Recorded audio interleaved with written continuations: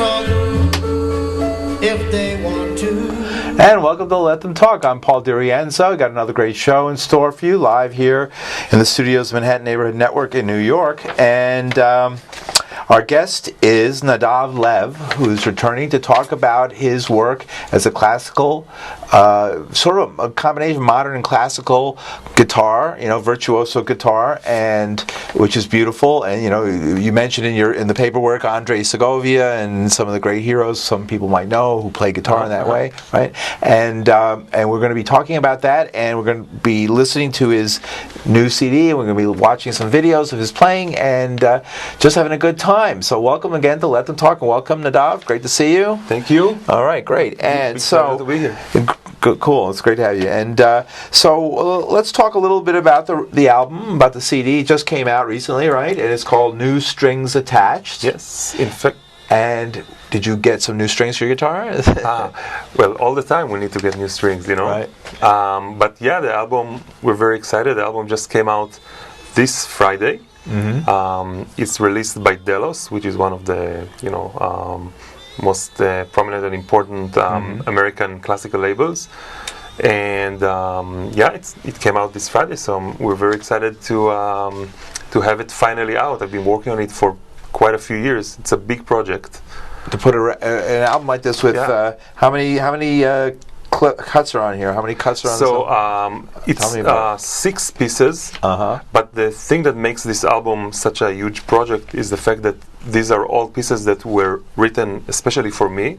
And it's all by young Israeli composers, all wonderful and very diverse group of composers. So you had to bring 6 composers together who know your style, right? And write specifically for how they interpret your style. Yeah, and I learned their style. But in that sense, it was a big project because we had to commission each piece, and then each piece is for a different ensemble. Some of it is for solo guitar, for solo classical guitar. Some of it is for guitar with other collaborators. For example, there's a piece for guitar, violin, and voice. There's a piece for electric guitar and a string quartet. There's a piece for guitar and a singer. There's a piece for guitar and electronics, and so forth. So it's a very diverse, and each piece is like its own project in a way. Right. So it's almost a new life for the guitar. You're going in a new direction. Yeah. And you live in New York now, but you're originally from Israel. Exactly. So that we're talking about collaborating with basically Israeli musicians, and then sort of, as you say in some of the liner notes and stuff, is like reaching out to your own roots to find material. Right? Exactly. So the pieces are all by Israeli composers, but most of them, like me, are not necessarily based in Israel right now, but they emerge from Israel. Sure. And the collaborators, meaning the performers on the album, some of them are Israeli, but not necessarily. So in that sense, it's a very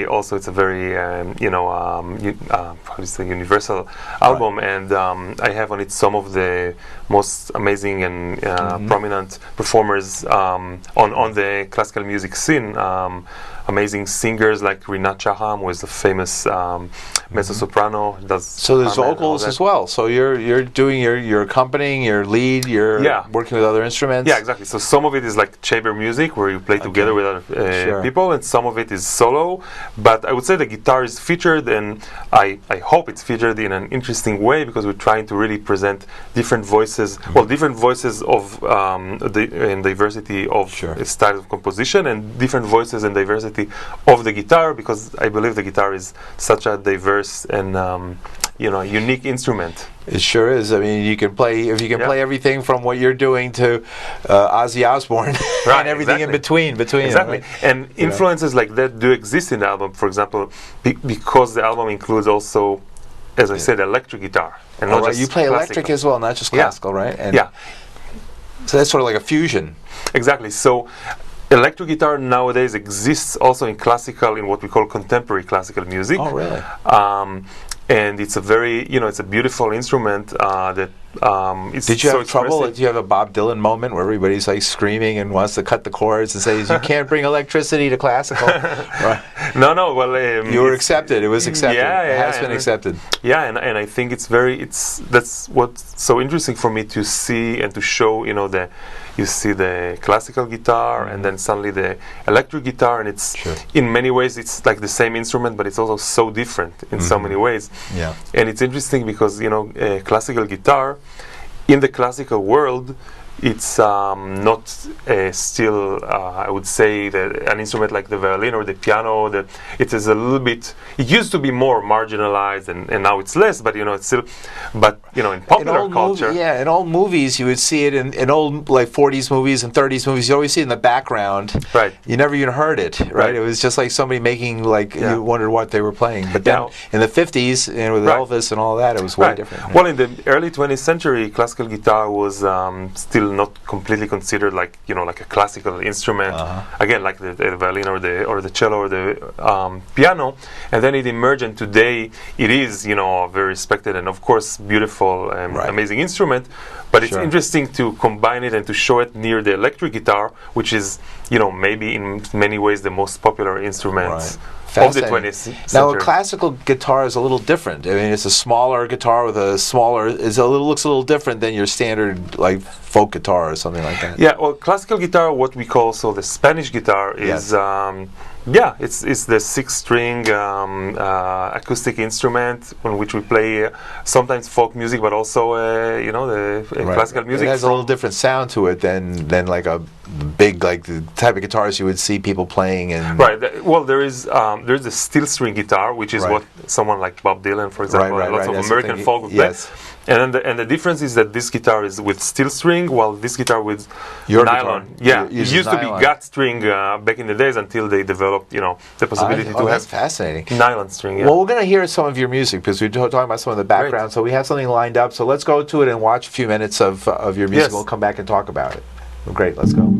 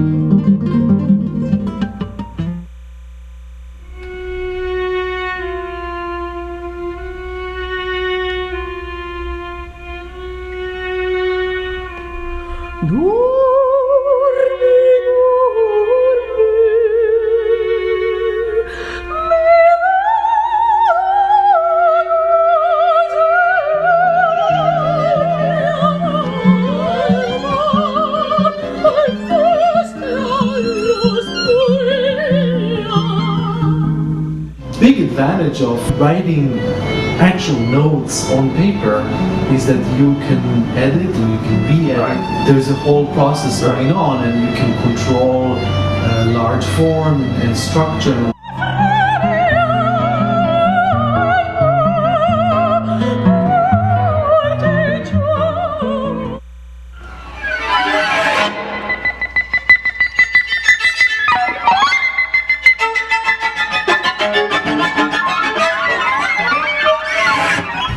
The title of this piece comes from a very nice text, a very short and very nice, very beautiful text by Samuel Beckett called 3 Dialogues.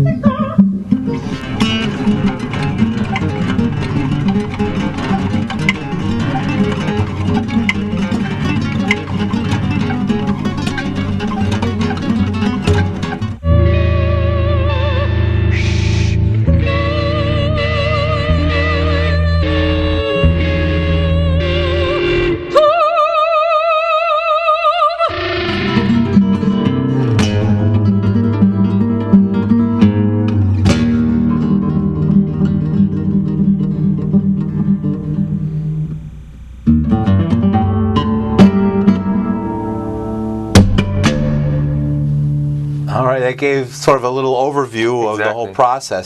Now, one of the things they were talking about, and I saw it, was Ladino music. Right. Ladino. And so people might have heard of Latino, but Right. what's Ladino?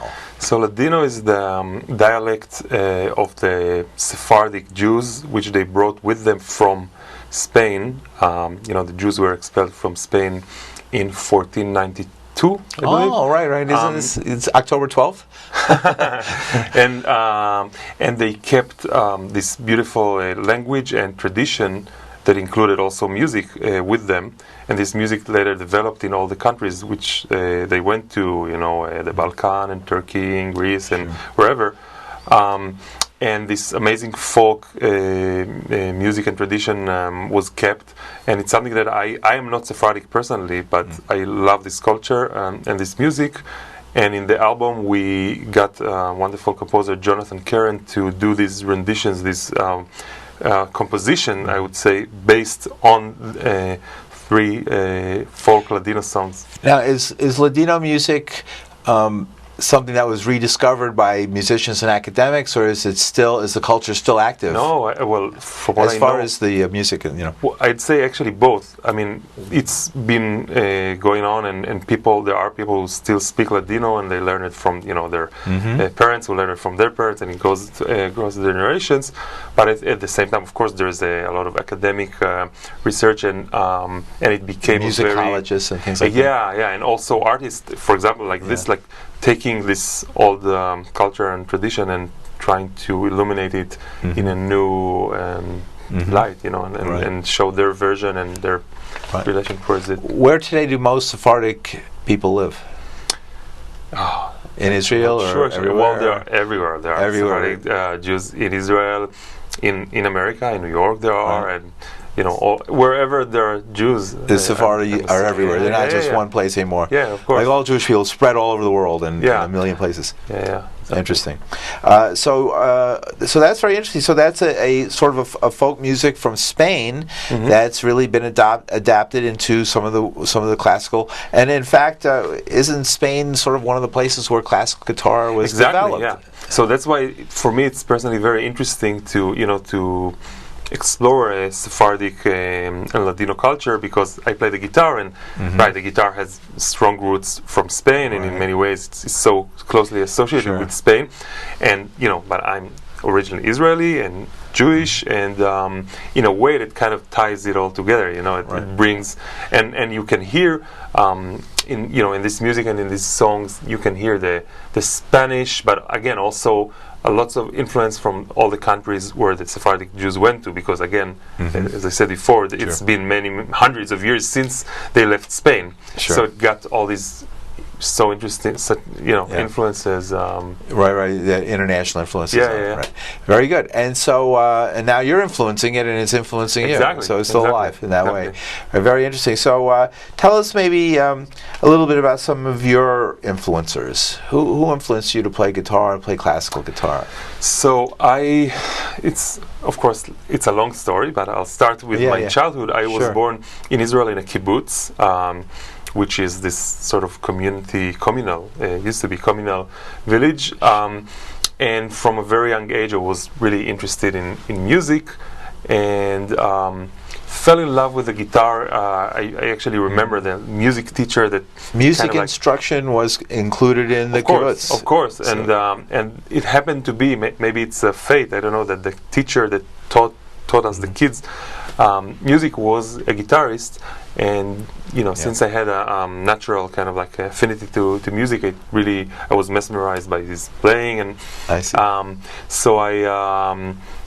So there was an instant connection, and he kind of told my parents, okay, this kid has to start learning an instrument now, and I want guitar. And I started, and immediately it became the most important thing for me in life. I remember myself how many hours a day would you practice? I was 9 or 10, but as many hours as I could, with school and everything. And it's really interesting that I since the day I started guitar, I think it was clear to me. I don't know if I even was able to kind of like say it to myself, but it was kind of clear that I'm a musician, and that music That's the thing for me. Although I was interested in many other things too, but it was that. And I think it also helped me, in a society. Kibbutz was a very small place, and it helped me to kind of find my path and my identity. And then later on, I went from the kibbutz to the big city of Israel, to Tel Aviv, to study in a special art high school, which the kibbutz very generously allowed me to do. And then I met many other influences, of course, musical and artistic in general. How'd you come to New York? So the continuation of that is that after I finished high school and then went and served in the Israeli army, actually as a guitarist as well. Really, I was playing in the Air Force Orchestra, believe it or not. And it's very meaning to your case. Yeah. Okay. So after that, I went on and did my bachelor degree in Israel in the Tel Aviv Music Academy. Now it's called the Bookman Meta Music School. Okay. And I did it in composition because I'm also a composer. And at that time, I was also doing kind of a transition from jazz and popular music, which I grew up with and which I played until then, into classical music, which got me very interested. And I became both a classical guitarist and a composer. And I did my bachelor's. And then I was like, okay, where's the next step? And it was clear for me that I would like to go abroad and expand my horizons. And again, fate somehow brought me to New York. I did my master's degree in classical guitar in Manhattan School of Music. And just... And now you're here on Manhattan Neighborhood Network on Let Them Talk. Exactly. It was a long road, but you led here. Well, welcome, and we have another clip. Great. And let's go to the next clip, because we want to have enough time to talk about it afterwards. Yeah. So let's go to the next clip, and then we'll talk some more afterwards. So Nadav Lev, great. Let's see it. And the Globe and Mail proclaims it's an inspired tour de force. Everybody loves kinky boots. What? That's beautiful, but I don't think that's the one we wanted. Kinky boots. Well, while they're getting that lined up, Nadav. So you've been working this? This is an album long in concept, right? You've been thinking about this for a long time. So as I said, at least 4 years in the making. Since it was just a concept, in my mind, and then I got the Delos, the label, interested. Delos is a really fantastic, amazing label who's released albums by some of the greatest classical artists, and they really supported me throughout the way and were interested in that. And we started commissioning the pieces and finding also the right collaborators, the right performers. Right. So as I said, for example, we have Rinat Shaham, the wonderful mezzo-soprano. We have two other beautiful singers, Reut Ben Zeev and Tehila Nini Goldstein. So 3 different singers in one album. One album. All amazing classical singers. That's a lot of coordinating. Yeah, Mivos String Quartet that we were able to see in the previous clip. Guy Barash was a wonderful composer who was on the album, and also on sound artist. I saw you on the electric guitar. That was great. Yeah, it was great. Right. All right, let's go. We have it now. Let's line up and let's look at Nadav's work.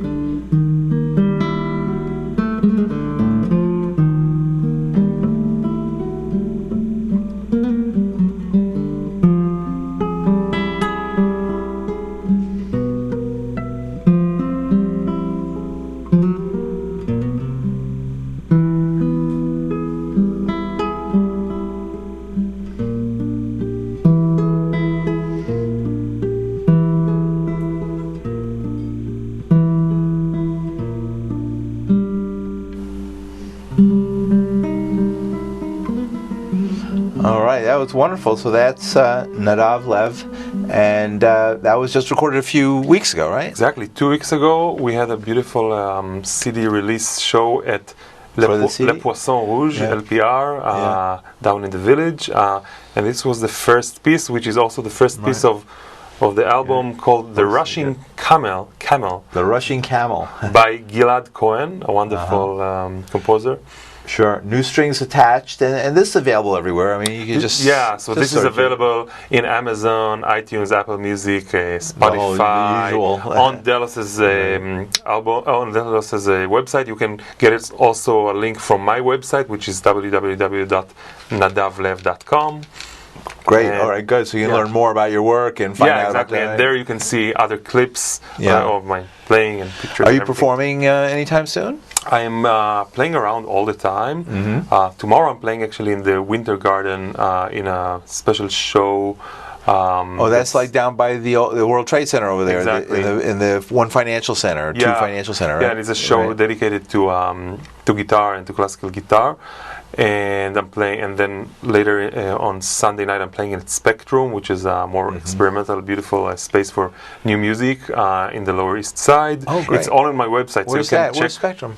Spectrum is a really beautiful venue for new music, but they also have jazz and. You said Lower East Side? Yeah, it's a Lower East Side. It's 127 Ludlow, I think. Oh, Ludlow. Okay. It's in Ludlow Street, and but all the details and also for future shows, for tours. I have tours. Also in Europe, if you happen to be around, and you can follow that. You can check it and find it all on my website. We have people, viewing this show all over the world because of the internet. It's amazing. We have a very active audience in the Philippines and different places, all over the place. Oh yeah, it's 9 a.m. there. It's like perfect time to watch us while you're having breakfast. All right, so Nadav Lev, thank you so much. Now tell me. What it was like to make this album? Did you do it in multiple, how did you go about it? So it's a very good and interesting question because, many times when you record a classical album, you go, let's say you 2 times to the studio and, get a few hours, a long session and you record the entire album. In this case, it was very different since, as I told you, it's different. Each piece is like a project of its own. Yes. So it was over a whole year that we just recorded because some of the performers don't even live in New York. For example, the Tehillah Nini Goldstein, an amazing singer who sings Ron Ureshev's beautiful Bialik song that we have in the album. She's based in Berlin, and other performers are based in different places. So each piece was like its own project, and again, it took like a whole year. We recorded in a wonderful studio. And so people would have to come at different times. Exactly, and they would lay down their track. Yeah, exactly. And then later on, the producers would sit down. Actually not like that, because in classical music usually you record together in the room, everyone. Okay. But since it's different groups, for example, there is a piece with electric guitar and the string quartet. There is a piece with violin, the wonderful Miranda Cookson, one of the most amazing new music performers based in New York.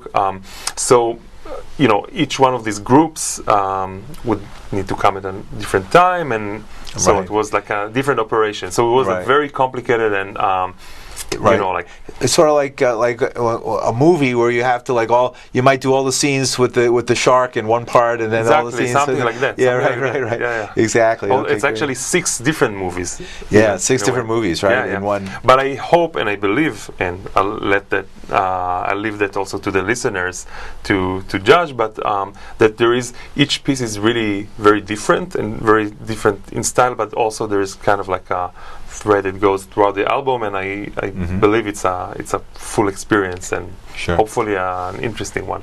Right. Oh yeah, it seems very interesting. Just listening, watching to what we've been listening to. We have another minute left. Nadav, wanted you anything you'd like to add about what it was like, how it personally affected you to now have this completed after all the work that went into it. I mean, when you saw this printed and it came off, and they gave you the first one. No, it's an amazing experience. Did you run home and play it? It's an amazing. It's not my first CD, and I've done, and I have many different projects that I'm involved in, and that I do, which again you can learn more in nadavlev.com.